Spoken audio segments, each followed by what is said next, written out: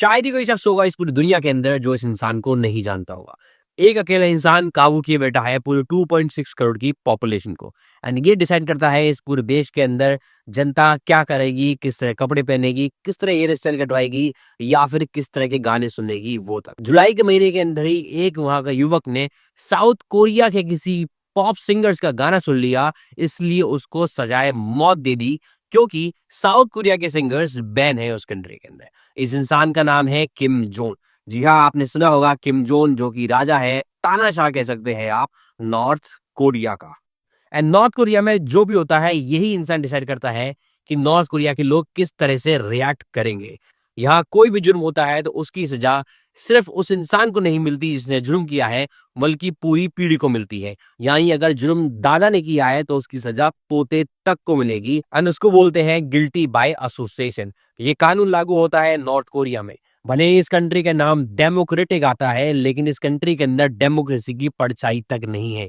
North Korea को waste के अंदर है चाइना एंड साउथ के अंदर है साउथ कोरिया। नॉर्थ कोरिया और साउथ कोरिया को जो लाइन बीच में से बांटती है उसको बोलते हैं 38 पैरेलल। आपने देखा होगा ट्रम्प की जो फोटो है नॉर्थ कोरिया के तानाशाह किम जोन के साथ, जिसके बीच में से गुजर रही है 38 पैरेलल। ये देश आज जितना आइसोलेट दिखता है पूरी दुनिया के अंदर, जितना कटा हुआ दिखता है, पहले ऐसा नहीं था।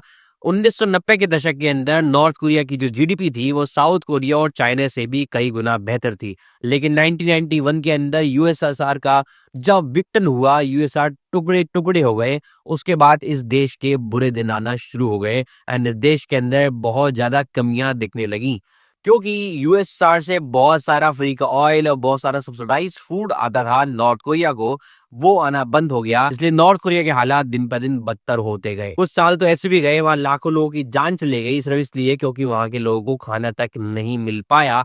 एंड उस समय स्टारवेशन की वजह से तकरीबन 2 मिलियन लोगों की जान चली गई थी।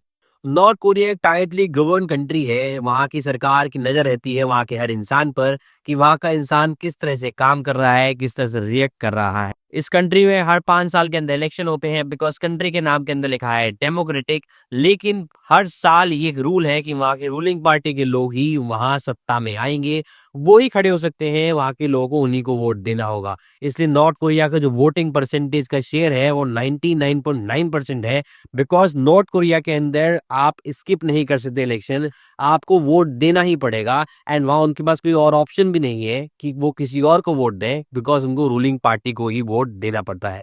नॉर्थ कोरिया एक ऐसी कंट्री है जिसका कोई भी रिलीजन नहीं है।